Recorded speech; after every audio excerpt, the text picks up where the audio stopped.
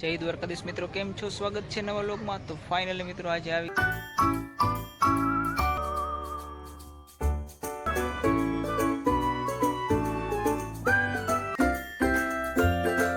એક વખત વરસાદ આવ્યો હતો, લગભગ મારા અંદાજે 30 ઇંચ.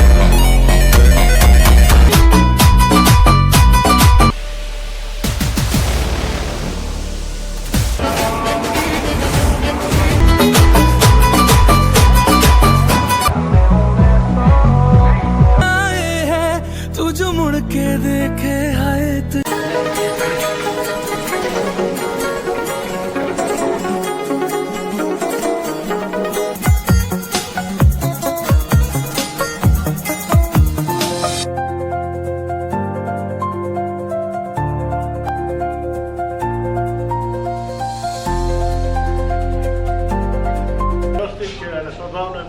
एकदम मजा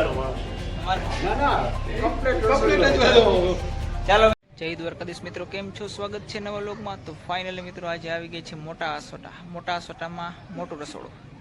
ગોવિંદભાઈ લગારિયાના થ્રુ આપણે આવ્યા છે. મેરાભાઈ લગારિયાને ત્યાં જમણવાર છે મિત્રો. મેરાભાઈ લગારિયા આમ તો પાલટી માણસ છે, પણ રસોડાના ઠામસની જવાબદાર વિશાલભાઈ તમારી કે કોઈ વસ્તુની ખામી આવી ના જોઈએ, કે આપણે કેરીનો રસ ને ઓરિજિનલ કેરી લઈને કે કઢાવીને બનાવવાનું હોય. ભાઈ જોરદાર જમણવાર આયોજન મોટું છે. તો અમે બંને રહીશું આપણા બ્લોગમાં.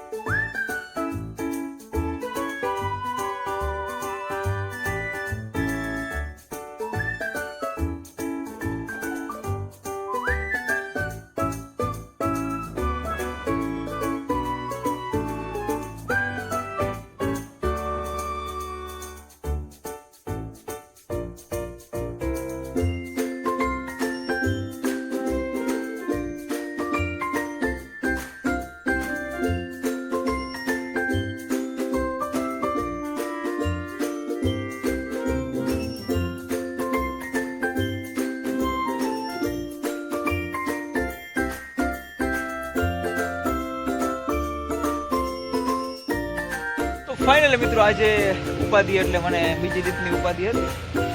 પછી ગરદને કીધું ભાઈ તમારા કુળદેવીનું નામ કેવું? ગાત્રણમાં રાંદલમાં પ્રાર્થના કરી ભાઈ આજનો દિવસ રંગ રાખી દેજો. બાકી આ વરસાદ છે ને ભાઈ વાત જવો હતી, આ તો બચી ગયો લ્યો ને, હું નકર મરી જાય. ભગવાનને દયાથી વરસાદ શાંત થઈ ગયો છે મિત્રો, અને સાંજનું કામ ચાલુ છે. અને આ આસોટામાં ભાઈ મોટા આસોટામાં એક વખત વરસાદ આવ્યો હતો, લગભગ મારા અંદાજે 30 ઇંચ વરસાદ પડ્યો હતો. ગામમાં ઝાપામાં કેબી નથી, એમાં એટલી જ દેખાતી, બાકી કેબી આખી ડૂબી ગઈ હતી. તો ભયંકર વરસાદના હિસાબે તકલીફ રહીએ માણસોને. કંઈ વાંધો નહીં મિત્રો, આપણું કામ ચાલુ છે.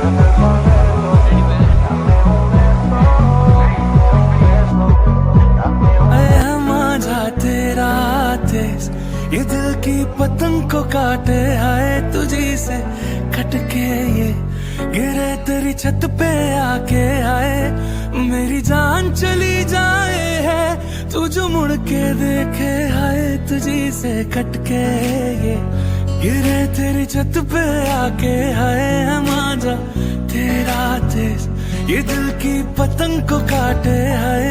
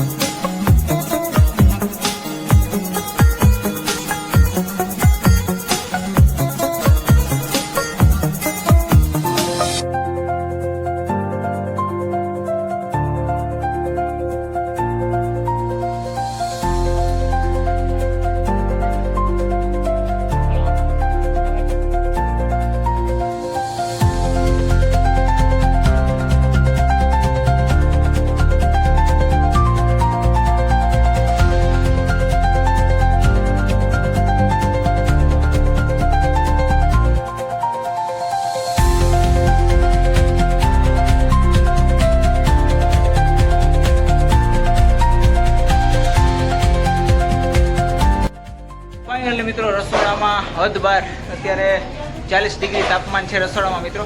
પણ મને જરી ગરમી લાગતી નથી. કેમ? પૈસા આવે છે. પૈસા આવે એટલે ગરમી લાગે નહીં.